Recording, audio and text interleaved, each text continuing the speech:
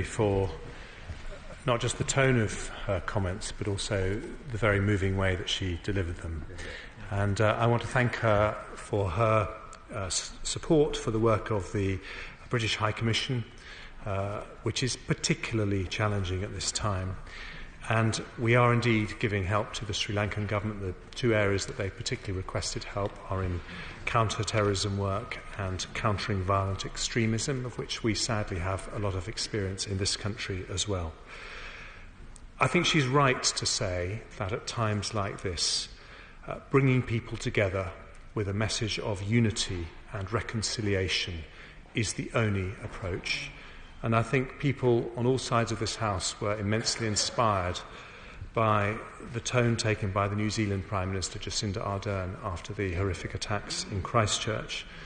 And I know the Sri Lankan government is making every attempt to take the same approach. And I thank her for talking about the extraordinarily generous response that Ben Nicholson made after losing his wife and two children.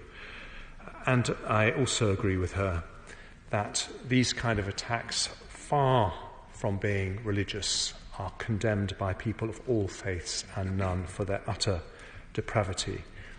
And the final point I wanted to make, was simply that whilst it is right that in this House we think about the 8 British people who lost their lives, the vast majority of people who were murdered were themselves Sri Lankans at church on Easter morning, celebrating the resurrection of Christ and life.